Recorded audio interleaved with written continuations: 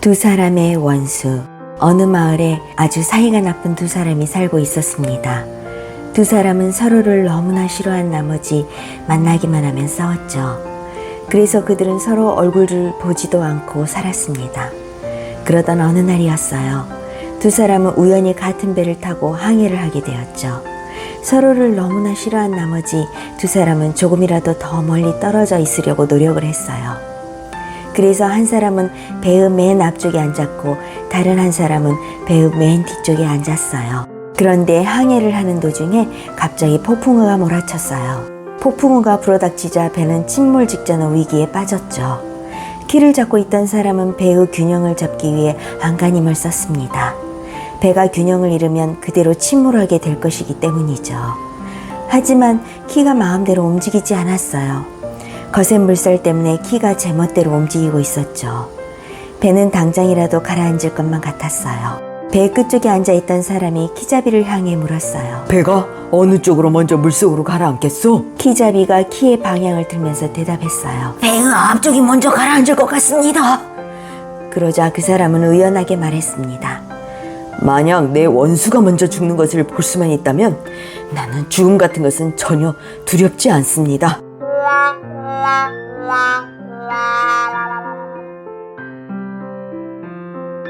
말벌과 뱀. 유달리 장난을 좋아하고 심술궂은 말벌 한 마리가 있었어요. 어느 날 풀밭 위를 날아다니던 말벌은 나무 그늘 밑에서 또아리를 튼 채 잠을 자고 있는 뱀 한 마리를 발견하게 되었죠. 말벌은 슬슬 장난기가 발동했어요. 저 녀석을 혼내줄까? 말벌은 날카로운 침으로 뱀의 머리를 쏘았어요. 잠에서 깨어난 뱀은 자신을 괴롭히고 있는 것이 말벌이라는 사실을 알게 되었죠. 왜 나를 괴롭히는 거야? 뱀은 아픔을 참으면서 물었어요. 네가 아무리 독이 있는 뱀이라고 해도 나를 이길 수는 없을걸? 말벌이 의기양양한 목소리로 말했어요. 뱀은 말벌에게 복수를 하고 싶었지만 날아다니는 말벌을 당할 수는 없었죠. 차라리 말벌을 피해 달아나는 것이 좋겠다고 생각한 뱀은 숲을 사이로 빠르게 기어갔어요. 그런데 도망치는 뱀을 보고 오히려 신이 난 벌은 계속해서 뱀의 머리 주위를 맴돌며 괴롭혔죠. 어때? 내가 무섭지? 날 못 이기겠지?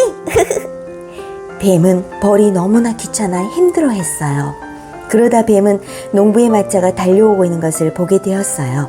뱀은 재빨리 마차 바퀴 밑으로 자기 머리를 집어넣어 벌을 혼내주고 싶다는 생각만 하게 됐죠. 그래서 얼른 마차 바퀴 밑으로 자기의 머리를 집어넣고 말았어요.